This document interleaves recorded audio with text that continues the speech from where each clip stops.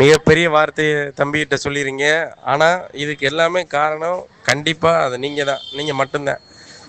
நீங்கள் பேசுகிறதில் ஒவ்வொரு இளைஞனும் திருந்துறாங்க. நான் வந்து ஆல்ரெடியே நேர்மையான ஆள் தான்.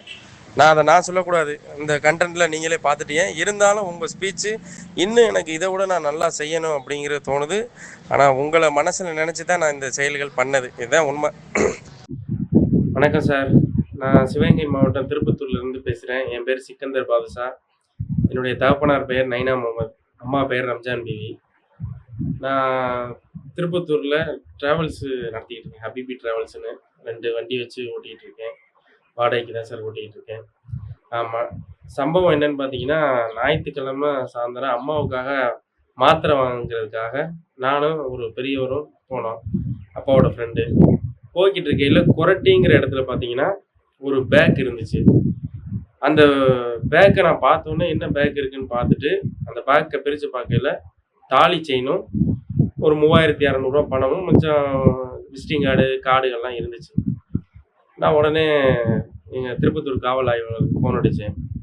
இந்த மாதிரி பேக் இருக்குது அப்படின்னு. அவங்க எடுத்துகிட்டு திருப்பத்தூருக்கு வர சொன்னாங்க. சரின்னு அவங்கள்ட்ட போய் ஒப்படைச்சிட்டேன். ஒப்படைச்சோன்னே அவங்க அதில் இருந்த மின் கட்டண ரசீது இருந்துச்சு. அதுலேருந்து மின்துறைக்கு ஃபோன் பண்ணி அவங்க நம்பரை வாங்கி ஃபோன் அடிச்சிட்டாங்க. அப்புறம் ஃபோன் அடித்து என்னையும் கூப்பிட்டாங்க. அப்புறம் என்னை கூப்பிட்டு இந்த மாதிரி தான் எடுத்து கொடுத்தான்னு சொல்லி எனக்கு வந்து காவல்துறையிலேருந்து ஒரு சால்வை அனுப்பிச்சு மரியாதை பண்ணாங்க. ஆமாம். இந்த மாதிரி இன்ஸ்பிரேஷன் நான் வர்றதுக்கு மெயினான காரணம் யாருன்னு கேட்டிங்கன்னா, நம்ம எங்கள் தமிழ்வேந்தன் ஐயா தான். கலியுக கர்ணனாக வாழ்கிற தமிழ்வேந்தன் ஐயா நான் என் மனசார நினச்சிருக்க ஒரு மானசீக குருவாக. அவருக்கே தெரியாது என்னை யாருன்னு. நான் அவரை மானசீக குருவாக நினச்சி அவருடைய இன்ஸ்பிரேஷனான பேச்சு தான். அவர் வந்து பாலம் கல்யாண சுப்பிரமணிய ஐயாவை பற்றி பேசியிருப்பாங்க ஜாம்பவான் டிவியில். அதில் 10 பேர் கூட அதை லைக் பண்ணல. அது அவ்வளோ பெரிய விஷயம். நம்ம தமிழ்நாட்டில் பாலம் கல்யாண சுந்தரம் அப்படிங்கிற ஒரு ஐயா இருக்கிறது. தன் மக்களுக்காக, ஏழை மக்களுக்காக தன் சொத்து அனைத்தையும் கொடுத்தவர். அதை பற்றி அட்வொகேட் தமிழ்வேந்தன் ஐயா அதை பற்றி நல்லா பேசியிருப்பாங்க.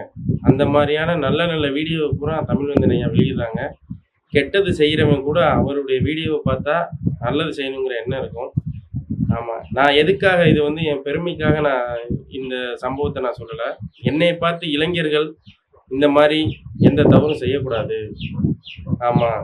ஒரு கீழே கிடந்த பொருளாக இருந்தாலும் சரி, வேறு எந்த பொருளாக இருந்தாலும் நமக்கு ஒப்படைக்கணும், நம்ம உழைச்சி சம்பாதிக்கணும், என்ன வரணும் அப்படிங்கிறதுக்காக தான் இந்த வீடியோவை நான் போட்டு ஐயாவுக்கு அனுப்புகிறேன். ஆமாம். நன்றிங்கய்யா. நன்றி.